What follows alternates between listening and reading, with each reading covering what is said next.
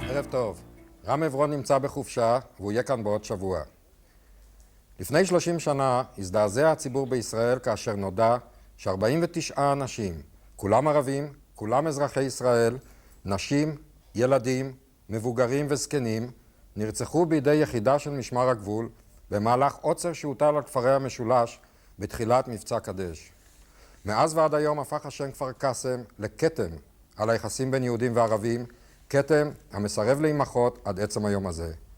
כדי לשוחח על פרשת כפר קאסם והיבטיה השונים, הזמנו לאולפן שני אורחים. הראשון, תת-אלוף במילואים יששכר שדמי, שהיה מפקד החטיבה שהייתה ממונה על האזור שבה היה כפר קאסם. ערב טוב, מר שדמי. ערב טוב. 30 שנה לאחר המעשה, איך אתה רואה אותו? אני חושב שזה אירוע שאיננו נכלל בשום קוד התנהגות של חברה אנושית תרבותית. אני חושב שזה אירוע שחורג מכל נורמה וקריטריון, אפילו של מצבי חירום ולחץ בשעת מלחמה. אני מגדיר את זה כטרגדיה, א', לנרצחים ולמשפחותיהם, ב', אני חושב שזאת טרגדיה גם למדינה ולמנהיגותה בשנותיה הראשונות. מה חלקך בפרשה? איך אתה היית מעורב בה? איך שורבב שמך אליה? כפי שאמרת, הייתי מפקד החטיבה שגויסה 24 שעות, חטיבת מילואים, לפני האירוע, וקיבלה את האחריות על הגזרה ממגל בצפון, על יד חדרה, ועד לטרום בדרום. בתוך הגזרה נכללו מספר כפרים ערביים שהיו בממשל, תחת ממשל צבאי באופן רגיל, ושהיה בהם עוצר משעה 11 בלילה. כדי למנוע כל התחככות של חיילים הנערכים על קו הגבול, קיבלנו הוראה שהעוצר יוקדם באותו ערב. הוראה ממי? הוראה ממי שקיבלנו את כל הפקודות, בדרג הפיקודי. העוצר... מי זה היה בכל זאת? זה בקבוצת פקודות פיקודית. זאת אומרת, אלוף הפיקוד? אלוף הפיקוד. כן. אישר את הקדמת העוצר. לצורך העוצר ולצורך מניעת כל קשר או כל מגע בין החיילים הנערכים על הגבול ובין תושבי הכפרים, היה קיים והוכפף לי גדוד משמר הגבול שהיה בגזרה וקיים את העוצר באופן שגרתי כל הזמן. ועליהם הוטל להטיל את העוצר המוקדם. גם ככוח, שזה תפקידו. ובתוכה היחידה שפעלה בכפר קאסם, כן. לאחר האירוע הטרגי הזה, שאגב נודע, שהוא קרה עד כמה שאני זוכר, ב5:30 או משהו כזה, לפנות ערב, לי הוא נודע ב1:30 בלילה, ולא מדיווח של משמר הגבול, מפקד משמר הגבול, אלא מקצין שלי, שעבר עם מכונית אספקה לחיילים כבר, ושדיווח לי.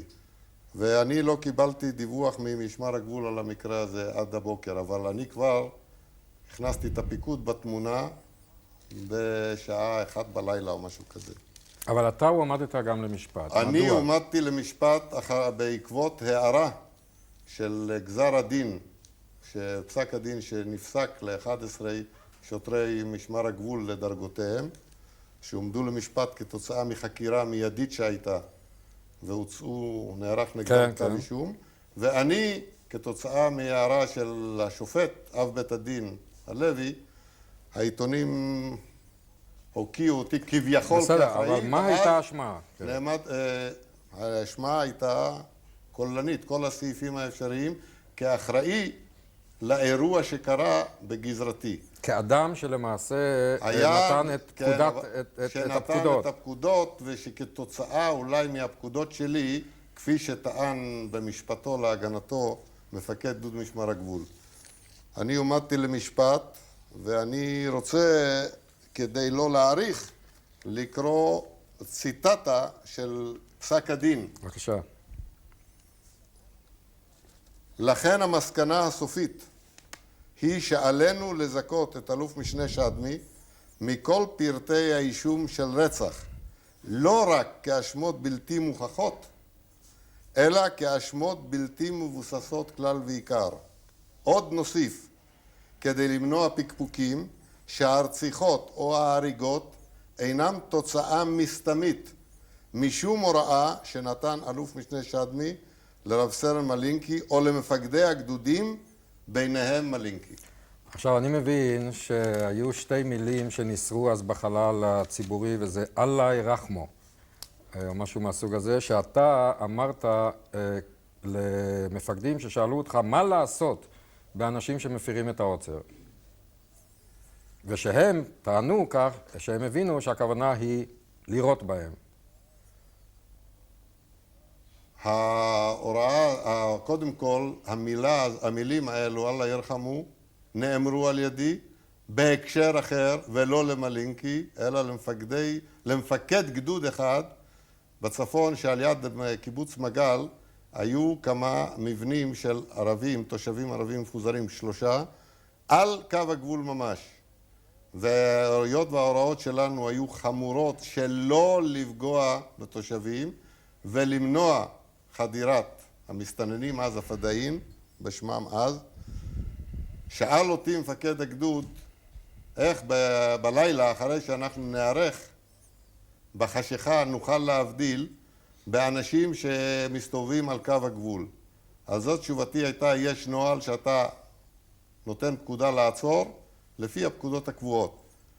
ואם הם לא עוצרים, על זאת הייתה תשובתי, אללה ירחמו. עכשיו, אני רק כדי להבהיר, מלינקי היה מפקד יחידת משמר הגבול, שנדון ל-17 שנות מאסר על הפקודה שהוא נתן ליחידה. כן, רק סליחה, זה אני פשוט להבהיר לצופים שאולי לא זוכרים את השם. איך אתה מסביר את העובדה שמלינקי לא הבין אותך? או שאתה, כפי שאתה אומר, כן? אני לא טוען שהוא לא הבין אותי, אני טוען שמלינקי היה בשטח לפניי. היו לו ההתייחסויות שלו והיחסים שלו, והוא עסק בהטלת עוצר ערב. וכנראה שהיו לו איזה דחפים או רעיונות משלו.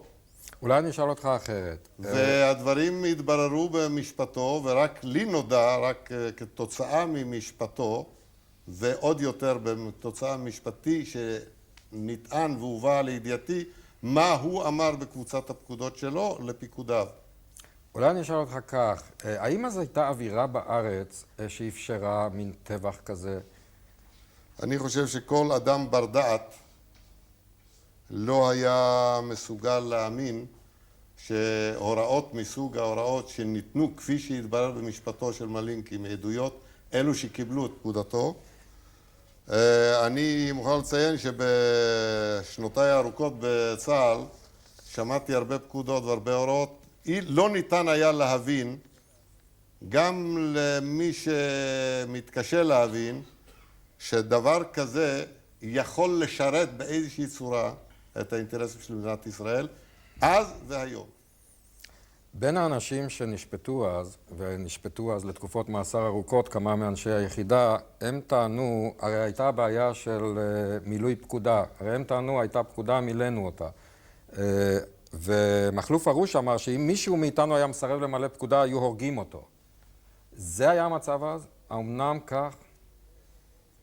אני לא יכול להתייחס למה הוא כן אמר, מה הוא לא אמר, אבל אני חושב שאין לזה כל שחר וכל יסוד. אני לא זוכר מקרה אחד דומה למקרה כפר קאסם, ואני לא זוכר מקרה אחד של סירוב למלא פקודה. אפשר היה, אתה אומר שאפשר היה לסרב למלא פקודה מן הסוג הזה? אני חושב שהראיה שאת הפקודות של מלינקי קיבלו 3 מפקדי פלוגות. אף אחד מהם, וכנראה מתוך היכרות מוקדמת, את הלשון או את צורת הדיבור של מלינקי, עובדה שאף אחד מהם, והם היו בכפרים ערביים, באותו גבול, באותה גזרה שלי, ולא נעשה בשום מקום מעשה טבח כזה. אתה אומר שאמרת דברים שמהם לא יכול היה להשתמע שאתה פוקד לעשות את מה שנעשה. לא רק אבל, שאני אומר. סליחה, כן. בית המשפט קבע את זה גם, כן, בהחלט.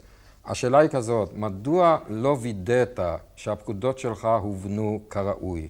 ידעת את המצב העדין שהיה קיים אז, מבצע קדש, הסכנה הירדנית, מדוע לא וידאת? איזה מבצע קדש? זהו מבצע קדש. אז זה, כן. הוא שאני אומר, כן. והייתה גם אפשרות שירדן תתקוף, היה מצב מאוד עדין. אני קיבלתי את גדוד משמר הגבול לא רק ככוח לביצוע, אלא קיבלתי את מלינקי ואת הגדוד הזה כמומחים לעניין, ואני לא ראיתי שאני יכול ללמד אותם, או הידע שלי בחוקים ובהתנהגות עם אזרחי המדינה, ויהיו ערבים, אבל לפי חוקי זה היה לחם חוקו. אני על כך ניזופותי, שלא נקטתי בכל האמצעים, והנזיפה שלא נקטתי. אמנם אז לא ידעתי, או לא יכולתי לשער או לעלות בדמיוני הפרוע, מין מקרה כזה. אבל אתה מקבל את הנזיפה. אבל לא רק זה, צה"ל הפיק לקחים, וכתוצאה מזה, היום מכל קבוצת פקודות, מפקד בדרג שלי, שולח קציני מטה מהימנים, לשמוע את הפקודות שהדרג השני מוסר לפיקודיו. ולו היה יושב אולי קצין קישור שלי, ייתכן שזה לא היה קורה. ייתכן שזה היה נמנע. ועל כך ניזופותי. כן, זה כבר אמרת. אנשי כפר קאסם עד היום הזה, ולא רק הם בעצם, חושבים שהייתה פקודה, ולמעשה הייתה פקודה שהגיעה מדרג הרבה יותר גבוה. אני אולי אצטט פה בקיצור, שלום עופר, שגם נידון, אמר, היה ברור שההוראה באה מלמעלה, הרבה מעבר לאלוף משנה שדמי. ואוליאל אומר במפורש, הפקודה יצאה משר הביטחון ומהרמטכ"ל, דרכך. זאת טענתם. אני יכול לומר בביטחון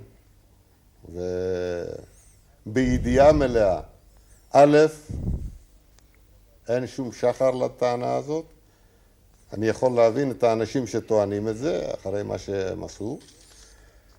אני גם לא זוכר, וזה אמרתי בתחילת דבריי, שום מקרה דומה שאפשר היה ולו להבין ברמז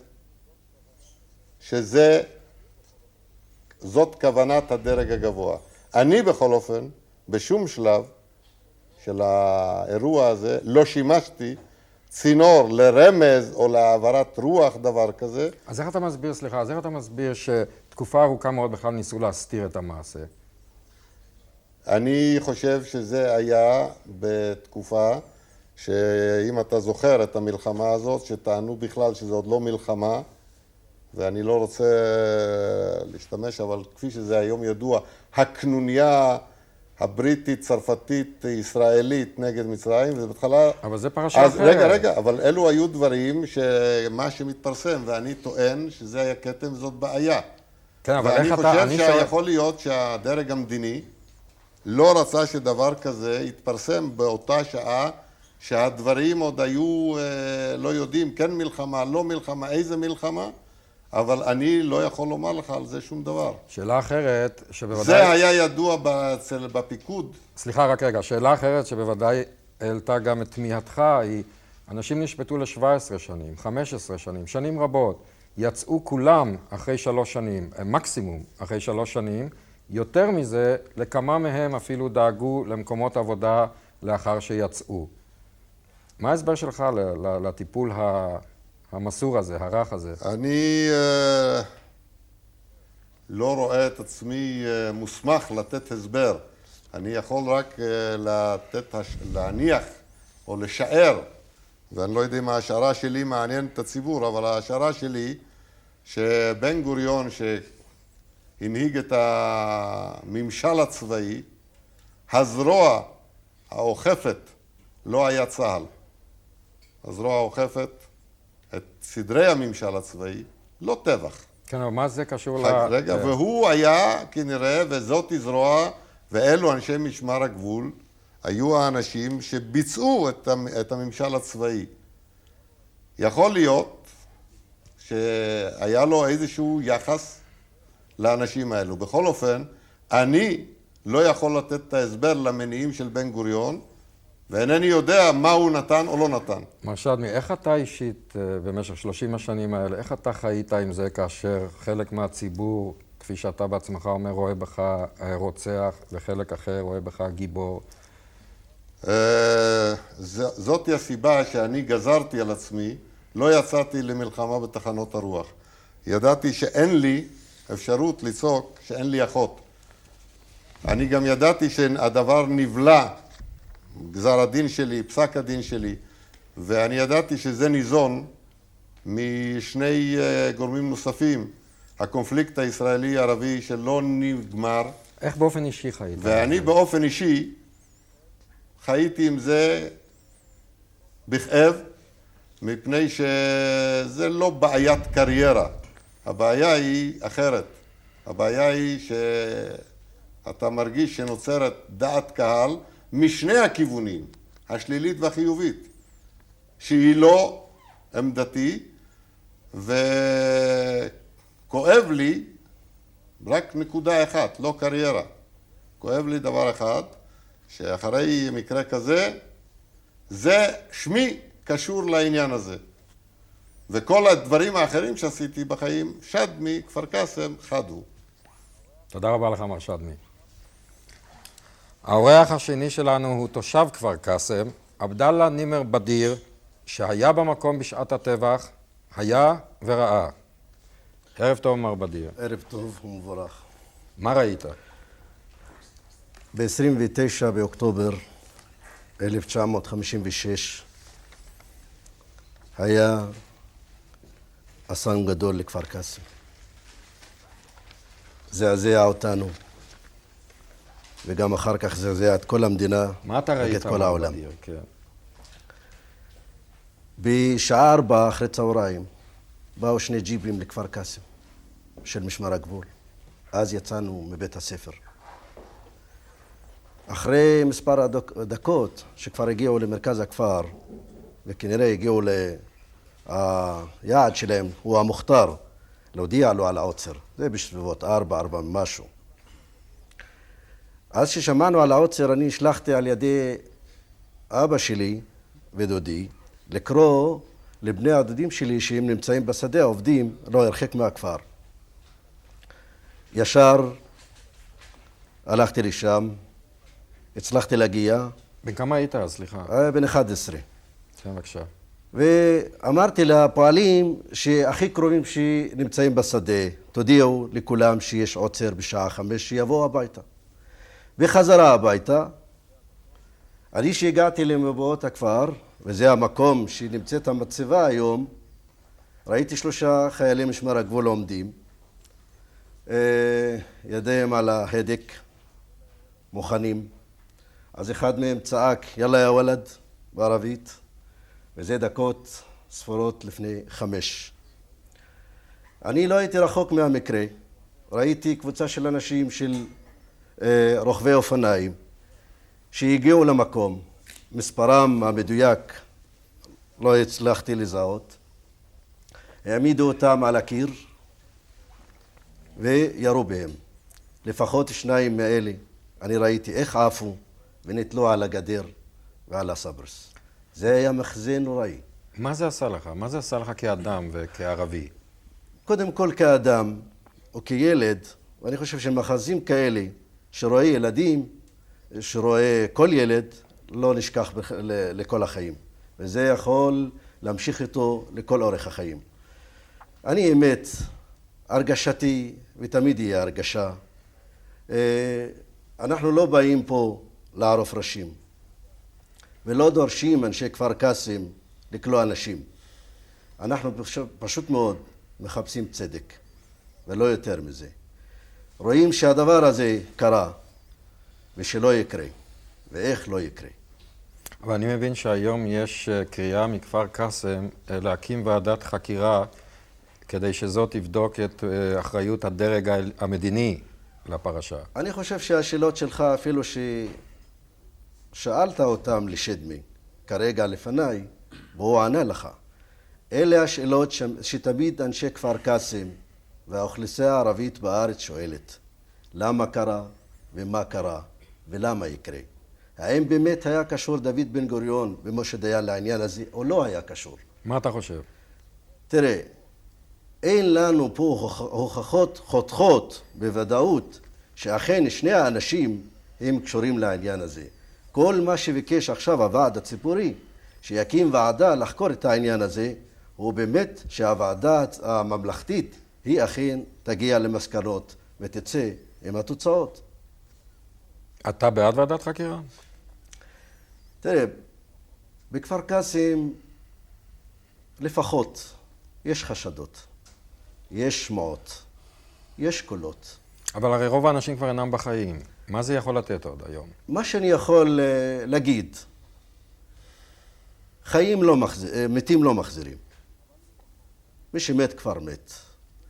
אבל לפחות זה נותן לאחראים כיום במדינה והשלטים במדינה לעשות חשבון נפש. האם באמת ברצח המונים, במעשים כאלה, בזוועות, יכולים להביא משהו? יכולים להוסיף תועלת? האם יכולים בכלל כל אחד משני הצדדים? זה לא רק היהודים, גם לגבי הערבים. דברים כאלה יכולים להביא תועלת. בעניין הזה, אגב, יש לא מעטים שטוענים שכפר קאסם שימש בידי ערבים רבים כנשק פוליטי. אתה רואה את זה גם כך? אני נמצא כאן, לא מייצג אף גוף פוליטי, לא שייך לאף גוף פוליטי, וגם אני אומר שכל אלה שרוצים לקחת את טרמפ על דמם של הנכבדים האלה והמכובדים והאדם הטהור, שלא יעלו על זה. זאת אומרת שאתה נגד השימוש הזה תראה, כל אחד מפרש את העניינים אחרת. אנחנו נגד זה, ואנחנו תמיד ביום הזה מאוחדים, כל כפר קאסם, עם כל החילוקי דעות מה שיש בתוך הכפר. לכל אחד יש לו השקפה, לכל אחד יש לו את העולם שלו. אבל ביום הזה כולנו מאוחדים. זה דבר יקר. הנופלים הם יקרים מאוד, ודמם גם יקר לנו מאוד. אתה רואה בכפר קאסם חריג, או משהו שצמח באופן טבעי מהחברה הישראלית? רק אם תסביר לי את השאלה. אני שואל, אתה רואה בזה דבר שהוא תוצאה מאווירה, ממנטליות מסוימת, משנאה, או שכפר קאסם היה חריג, היה משהו שקרה באופן שאיננו מתאים בכלל לחברה הישראלית? תראה, לפי כל הדיווחים, לפי כל מה שאני קראתי בעיתונות, ואנחנו כאנשי כפר קאסם עקבנו אחרי העניין וזה מעניין אותנו. אלה האנשים שעשו את העניין הזה, אם חשבו שהם פטריוטים, והם עשו את הדבר הזה כטוב למדינה ולעם היהודי. היום, לפחות מי שנשאר בחיים, כמו נדמה לי דהן, כבר התקשרו אותו בזמן האחרון, הוא מביא החרטה, הוא אומר זו טעות, ואני אומר שגם טעות, וזה לא רק טעות קטנה, טעות גדולה מאוד. אבל אני יכול לציין פה, 30 שנה כבר עבר הטבח בכפר קאסם. למה לא ראינו אחד ממנהיגיה של מדינת ישראל יבוא ויעקר ביום הזה? למה לא שולחים שליחים לעמוד לימיננו ביום הזה ולומר, רבותיי, היה משגה, היה פשע, היה פה משהו זוועה. אתם פניתם והיה סירוב, או שאתם מצפים שזה יעשה? תראה, העניין הוא כל כך רגיש, לא צריך לפנות. אנחנו צריכים להרגיש כאזרחים המדינה, לא אזרחים מדרגה ראשונה או מדרגה שנייה. זה מה שאנחנו רוצים. ואני חושב שהמקרה הזה, מה שקרה, הוא צריך באמת ללמד, שכולם ילמדו לקח ממנו. גם האחראים וגם שאר האנשים. אני מבין ששנתיים לאחר הטבח הנורא הזה, נערכה סולחה בכפר. קודם כל, בין צה"ל לבין התושבים. אני חולק על הסולחה מה שהייתה. הייתה בצל ממשל צבאי, שלא נשכח את זה. הייתה בצל פחד. וסולחה, אתה יודע מה זה להרוג 49, לרצוח 49, אבל לא להגיד, אני יודע מה, בוא נעשה אוהל ונעשה סולחה. לא ככה העניינים. אתה אומר שהסולחה הזאת נכפתה עליכם? לפי מה שאני ידוע, כן. לפי מה שאני ידוע לי, זה לא ככה העניינים צריכים להיות, לא בצורה כזאת. יש הרבה דברים שנשאלו ואין עוד תשובות. למשל, למה הסתירו את העניין הזה כל כך הרבה זמן? למה לא מבליטים את העניין הזה ביום הזה כל שנה? יש הרבה שאלות שעוד אין תשובות על השאלות האלה. מה שלי לא כל כך ברור, אתה מצד אחד אומר, צריך לשכוח, להתחיל לחיות בהבנה, ללמוד את הלקח. מצד שני, אתה אומר, יש שאלות שצריך לקבל עליהן תשובות. תראה. ואם אנחנו הרי נחפש את התשובות, אז אנחנו הרי נפתח את הפצע הזה. לא ניתן לו להגליד. תראה, קודם כל, התשובה שצריכה להיות, היא תשובה לפחות שירגישו אותה אנשי כפר קאסם בשטח. לפחות שינוי במדיניות של הממשלה, כלפי האוכלוסייה הערבית כלל וכלפי כפר קאסם בפרט. בכפר קאסם חסר הרבה דברים. לא עשו כלום לכפר קאסם, לא נתנו, לא שום מחווה, לא התייצבו לימין אנשי כפר קאסם, תושבי כפר קאסם. אלה השאלות שאני אומר, זה גם כן, אלה הן תשובות. בקשר למה שאתה אמרת, אנחנו לא מחפשים לפתוח פצע. עובדה קיימת, שאנחנו לא מבקשים ואף אחד שישיג מזה הון פוליטי. אנחנו לא רוצים את זה. הטבח, מר בדיר, הטבח היה ללא ספק דבר איום ונורא, ועל זה יש הסכמה כללית. אבל מצד שני, נערך טבח ביהודים על ידי ערבים, לעתים די תכופות, אם זה באוטובוס, אם זה חטיפת מטוסים ודברים מהסוג הזה. וישנם ערבים לא מעטים שמצדיקים את השימוש בנשק הנורא הזה לצרכים מדיניים. קודם כל, מה שקרה בכפר קאסם אי אפשר להשוות אותו לכל אירוע עם הקונפליקט ערבי-ישראלי. תושבי כפר קאסם הם אזרחים לכל דבר. תושבי כפר קאסם אלה שנרצחו, הם באו מעבודה. הם כתבו ירקות ושלחו אותם טריים לשוק. הם עבדו ועשו את התשתית של המדינה. הם בנו את הבניינים, הקימו את הבניינים. הם עבדו בכבישים, הם כתבו את הזיתים. אי אפשר להשוות את מה שקורה כיום בין מה שקרה אז. זה מקרה של כפר קאסם משנה ויוצא דופן לחלוטין. גם היום נהרגים אנשים שנוסעים באוטובוסים, נוסעים במטוסים. תראה, זה קונפליקט כללי. אנחנו תמיד נגד אלימות. דרך כלל, אנחנו נגד אלימות. אנחנו לא מסכימים עם אלימות. הלוואי ויגיעו לשלום, והאלימות תיפסק לה. תודה רבה לך, מר בדיר. בבקשה. תודה רבה.